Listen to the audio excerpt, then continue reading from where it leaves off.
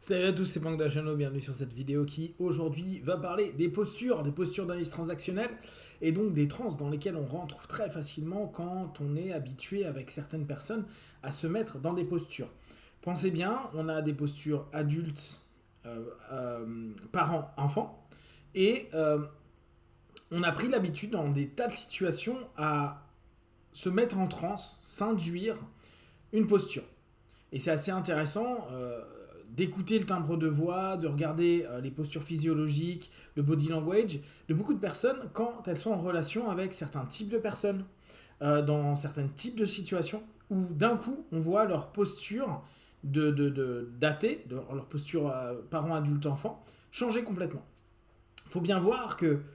pour moi, les postures sont des trans. C'est des trans dans lesquelles on va avoir un processus en amont inductif qui va nous emmener dedans et où, au travers de triggers, au travers de gâchettes, va y avoir une activation d'un ensemble d'ancrage qui va faire qu'on va répondre quasiment automatiquement d'une certaine façon à la situation, à la personne, etc.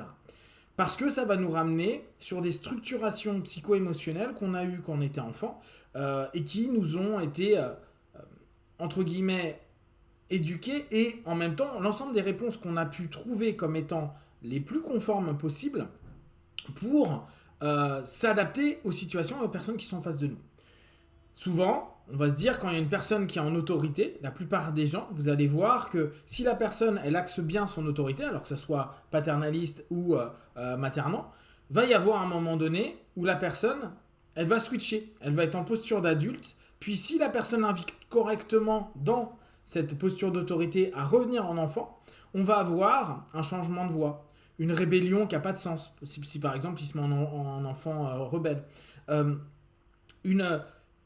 un rythme qui est plus le même, une organisation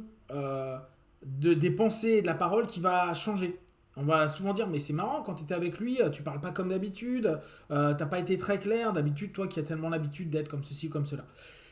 Ce qui est normal, parce que même si c'est plus un parent ou un prof ou une personne qui a pu marquer l'esprit et donc la transe qui a créé un ensemble de suggestions, de seeding et de répétitions, bah quand il se retrouve dans la sensation d'être avec une personne qui est équivalente, qui représente la même chose, vous savez, ce fameux feeling qui dit à un moment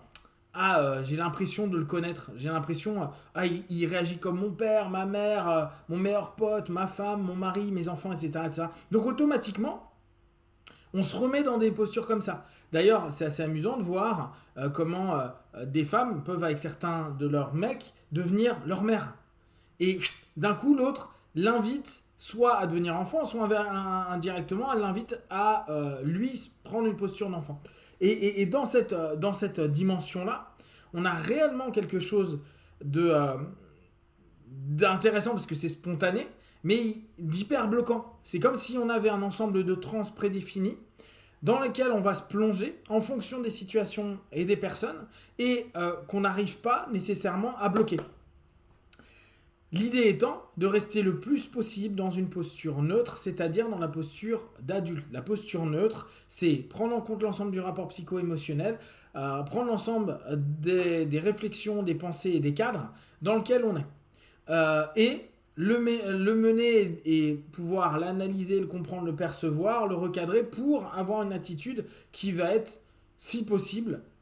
le plus adapté, mais sans plonger dans une posture d'enfant, sans plonger dans une posture de parent.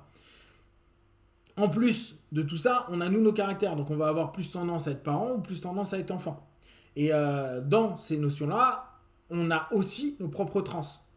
On est dans telle situation, on rentre automatiquement dans cette transe-là parce que c'est comme ça qu'on a eu l'habitude de leader les situations, de gérer des choses, etc., etc. Ce qui nous demande comme boulot de réellement se rendre compte, ok, quand il y a une invitation, c'est-à-dire je parle à quelqu'un, je suis en posture adulte, il est en posture adulte, petit à petit il se met en posture enfant, en posture parent, et que j'ai une invitation à le rejoindre en posture d'enfant ou en posture parent, euh,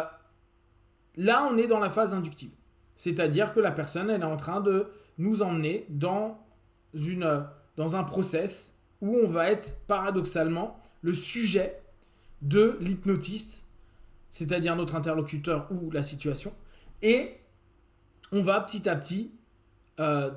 rentrer dans une ouverture de suggestion et la situation de la personne, qu'elle nous connaisse ou pas, par des mécanismes qui lui sont propres, et par nous, le fait qu'on ne soit pas capable de nous défendre, entre guillemets, de cette induction, va commencer à appuyer sur les triggers, donc les gâchettes, et réactiver des ancrages qui va nous mettre dans des positions où, par exemple, on va commencer à critiquer, juger, dire mais en fait, t'es pourri et tout, et la personne va dire, tu vois, dès que je te parle avec toi, t'es tout le temps en train de critiquer tout ce que je suis en train de dire. Sauf que, et d'ailleurs, sa voix, ça va être ça, c'est genre en mode enfant, genre ouais, en fait, t'es jamais d'accord avec ce que je dis, voilà, je te propose quelque chose, et tu réagis toujours pareil. Mais en fait, il y a eu une invitation, c'est mis en mode enfant / adolescent, en mode rebelle, qui a créé quoi? Une mise en transe en posture parent normatif, et où on va dire, mais c'est n'importe quoi, notre posture, elle est tellement habituelle, on a tellement des patterns dedans, qu'on va créer une communication qui est complètement faussée, parce que justement, il ne va pas y avoir cette capacité à communiquer, et je vous parle même pas des transactions, je suis même pas en train de commencer à parler des transactions datées. C'est plus nous, dans l'ensemble des cheminements et des automatismes qu'on a. Donc, en somme, quand quelqu'un va tenter de nous induire une transe pour être dans une posture qui est différente, nous, on doit faire, c'est un peu une baston de sorciers qui s'envoient avec leur petite baguette magique des inductions pour dire non, moi je veux pas ça, je vais tenter de te maintenir en posture d'adulte. Ça serait la solution, bien que ce soit pas toujours hyper simple. De maintenir d'adulte à adulte. Sauf que nous aussi, ça nous demande peut-être dans notre transe, parce que c'est peut-être pas une transe qu'on a l'habitude de maintenir, beaucoup d'énergie. Et quand on va commencer à être un peu crevé, que la discussion peut-être, pour plein de raisons, commence à se faire vraiment prenante, émotionnellement, on doit toujours se recadrer, on perd cette énergie. Et là, on retrouve plus les notions de process com, qui est né d'ailleurs de l'AT. Et à ce moment-là, boum,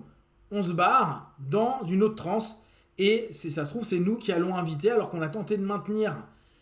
cette posture. Nous, on commence à fatiguer, bam, on commence à sortir une vanne, une blague. Vanne, blague, hop, on commence à se mettre en posture d'enfant. On invite peut-être l'autre qui est aussi crevé que nous à se mettre au niveau enfant. Après, on a un dialogue enfant-enfant, mais ça ne va pas faire avancer le sujet sur lequel on voulait parler initialement, par exemple. Donc, dans tout ce cheminement, on va avoir un taf sur nous, à prendre réellement conscience des transes dans lesquelles on est. Et de voir tout ce qui va se déclencher et s'enclencher, soit par le partenaire qui appuie sur les triggers, soit nous-mêmes, par l'habitude de vivre ces transes et donc d'activer des ancrages qui nous ramènent dans une posture, un discours, un cheminement, où en fait on est automatisé pour, bien sûr, maintenir un maximum d'énergie, donc en dépenser le moins possible, et se retrouver dans des situations, on dit mais putain, mais je vis tout le temps les mêmes types de situations, avec le même type de personnes, même si c'est pas les mêmes personnes, les mêmes types de personnes, ou les mêmes types de situations qui emmènent le même type de comportement. Parce que ça aussi, c'est inductif à l'intérieur de nous. Et dans ces notions-là, si on veut commencer à prendre des décisions, si on veut se permettre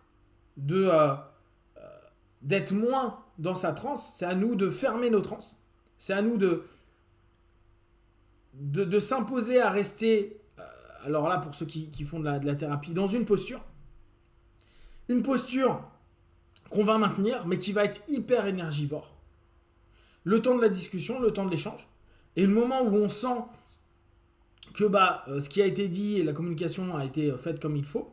on peut partir après en vrille. Deux enfants, deux postures d'enfants, c'est souvent fun. Deux parents, c'est souvent très moraliste, etc. Mais pourquoi pas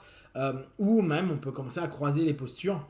ce qui n'est pas un problème vu qu'on a eu le message qui a été proposé. Et peut-être qu'on allait, n'oubliez pas, toute communication est un objectif, donc on a pu avoir le message de passé, l'objectif peut-être qui a été atteint. Et après, on peut partir sur d'autres notions qui,